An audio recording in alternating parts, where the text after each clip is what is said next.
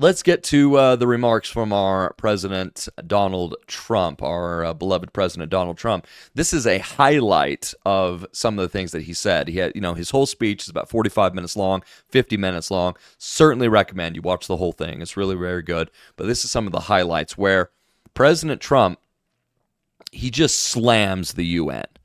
He slams the UN for just, they're so ineffective.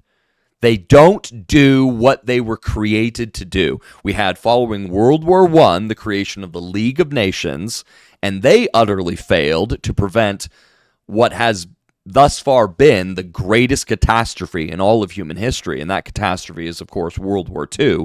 The League of Nations, totally incapable of preventing that disaster. Following World War II, we had the creation of the United Nations. And in principle, the United Nations is such a good idea because, as Charlie Kirk would say, that when dialogue ends, violence begins. And that's really the whole idea of the United Nations. The whole idea is that we are a community of nations that we talk to each other, that we will have dialogue with one another, that we can speak to each other. We can find those compromises, and through speech, we can resolve conflicts. We can resolve war so that we don't have to get to that place of violence. And yet, the UN is just totally incapable of doing so because their words are empty. Their words are meaningless. Their words are weak. They have no strength. President Trump understands what it takes for peace. Peace through strength. Ronald Reagan's foreign policy, President Trump's foreign policy, it is what works. It is the only thing that works, because the only thing that keeps evil people from doing evil things in this world is strength, is power. That you don't just say these words and don't back it up with action. Your words backed up with, without being backed up with action, your words are meaningless. Like faith. Faith without actual works of righteousness, obedience to God's commandments, is dead. Meaningless. Has no power whatsoever. President Trump, this highlight reel is just where he's just slamming the UN, and it's so satisfying. I love it. I'm really good at this stuff. Your countries are going to hell. I'm here to tell the truth. I don't care. It doesn't matter to me. Trump's speech to the UN is worth listening to in its entirety. But I've gathered all the satisfying moments where he slammed the UN and warned many of the countries of the path they are traveling down. I don't mind making this speech without a teleprompter, because the teleprompter is not working. I feel very happy to be up here with you nevertheless, and that way you speak more from the heart. I can only say that whoever's operating this teleprompter is in big trouble. I tell you, there will never be another President Trump. There really will never be another President Trump. But that's not the only thing that, of course, happened while Trump was at the UN. The first thing that happened was this broken escalator, or this escalator that even was intentionally shut off as Donald Trump and First Lady Melania Trump were going up the escalator. Midway up the escalator just stops. But there was even a third thing that happened that Trump was totally unaware of until after his speech had been delivered. That we had Laura Loomer post this from Donald Trump on Truth Social, where she says, and there's a lot here that, this is very good. Trump should just order the demolition of the United Nations, defund it and demolish it. The building's an eyesore, anywhere. Just order the destruction of the building. The UN doesn't even do anything of value. And it's like, that's true. When it comes to the UN, the United Nations today, there's no strength there. There's just weakness, there's just cowardice, there's just empty words.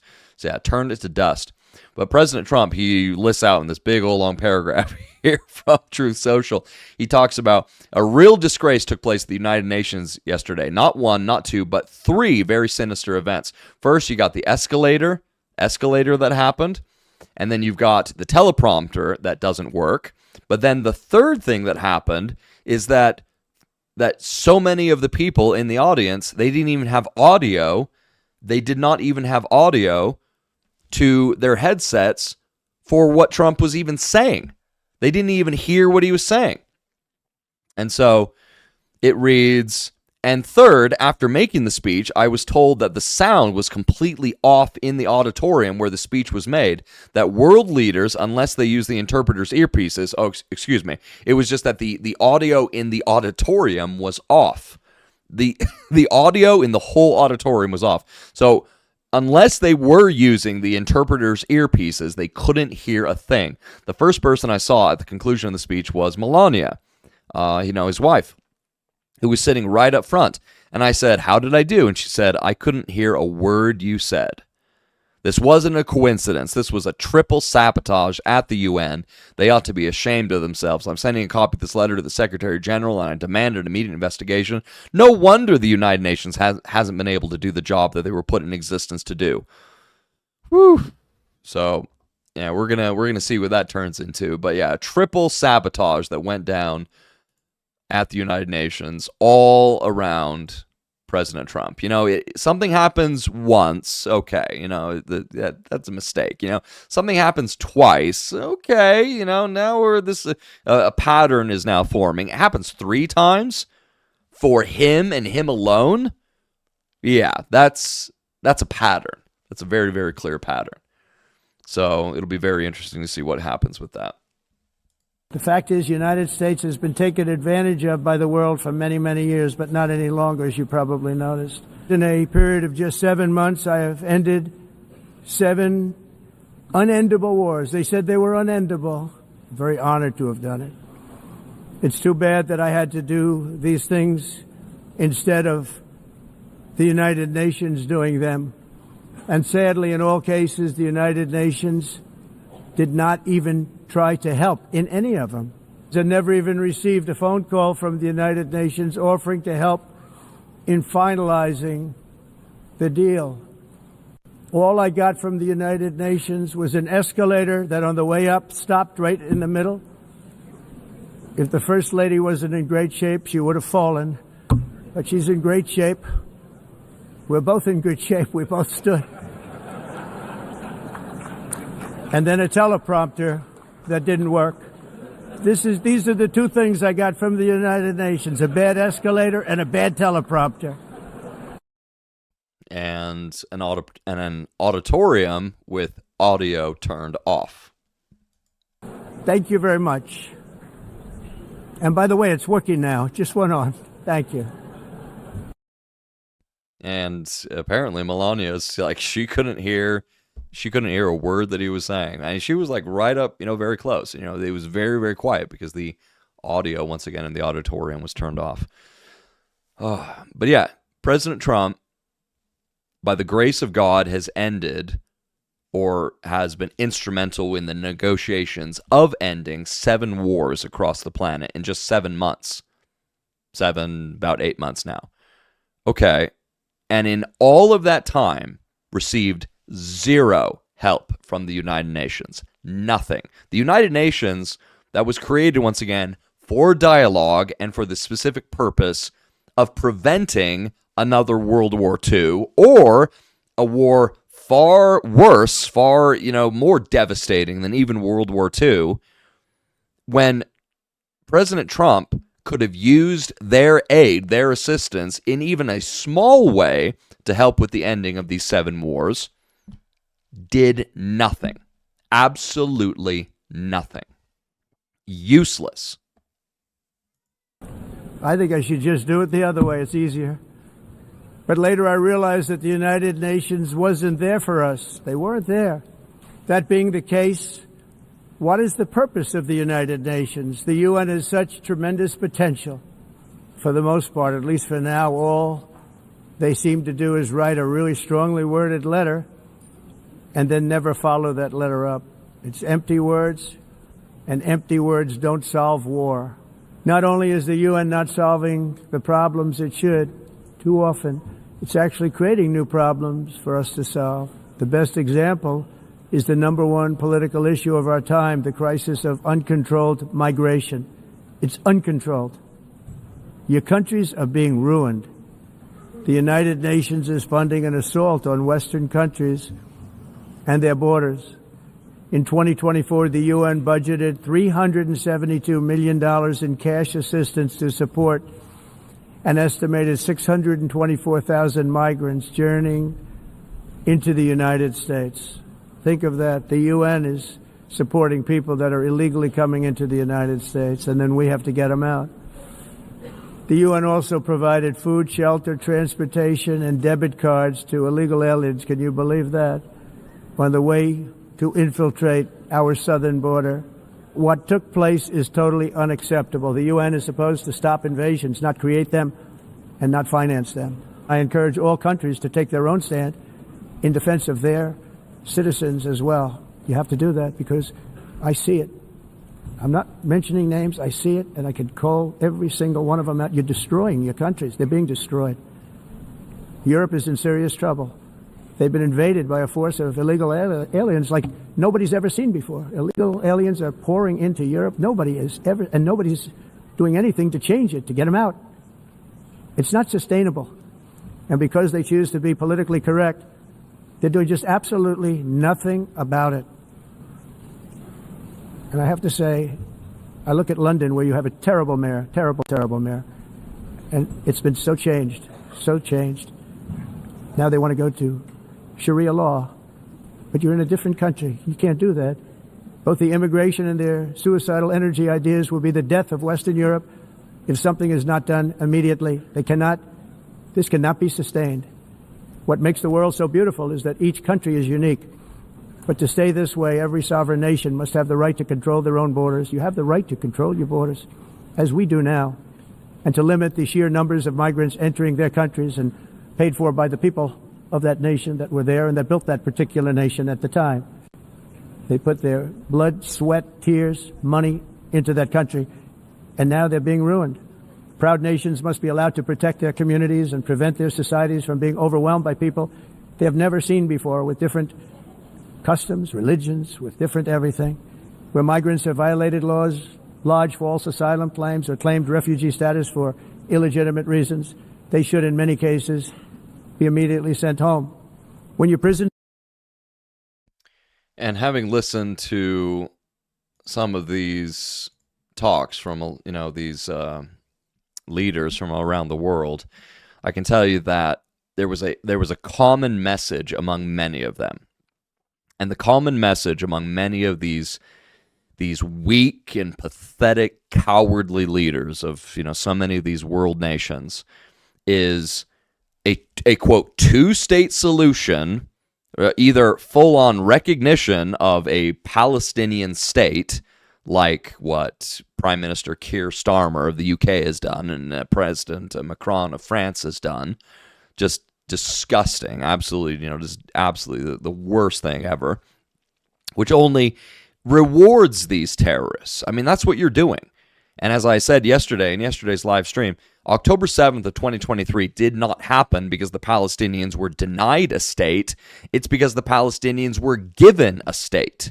That's exactly what they were given in 2005 when Israel took every single Jew, every last one of them, out from Gaza and gave all the Gaza Strip to the Palestinians. It's yours.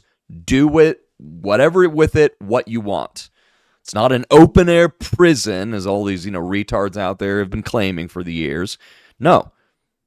You have your own land, your own, place. Okay. Do with it whatever you will. And with all of the many billions and billions of dollars they received over the many years from all of these gullible, naive nations of the world, they could have built up, but instead they built down. Only 2 years after been given their own state, they elected Hamas to rule over them, starting in 2007. And Hamas has just run Gaza into ruins. That is the result of having evil rule over you, exactly as we see from the book of Exodus with Pharaoh. He was an evil leader, an evil man, and those officials with him, a tremendous number of them, were evil. so hard in their heart by their own choices that they were fully ensnared by Satan, and the Spirit of God Almighty, the Spirit of truth, the Spirit of light, was no longer striving with them, was no longer working with them. What's the result? Egypt was destroyed, and they themselves were destroyed. And not just physically. They were destroyed physically in the midst of the Red Sea, and even the firstborn among them, were destroyed, before with the 10th and final plague. But those that were evil end up destroying themselves eternally. It's the exact same thing with these Islamists today. They destroy themselves eternally. The Palestinians destroy themselves eternally by giving themselves over to the lies, to the darkness, and to all the evil of Islam. So no, October 7th of 2023 did not happen because the Palestinians were denied a state. It's because they were given a state. Then they made it into a state of terror. So that was the first theme that so many of these leaders were talking about, is this two-state solution. And it's like, there is no such thing as a two-state solution. The Palestinians don't believe in a two-state solution. They never have. Every single time they've been given an opportunity to have a state of their own, they either turn it into a state of terror or they just outright deny it. The only thing that these Muslims want is Israel destroyed. That's the quote solution they want. They want the final solution that Hitler wanted. Extermination of all of the Jews throughout the world. They want Israel utterly annihilated. That's their solution. But so many of these world leaders are so stupid. They have not learned over decades of time that these are the monsters you're dealing with. They don't want a two-state solution. They want a one-state solution, which is Israel gone, and they control the entire area. That's what they want.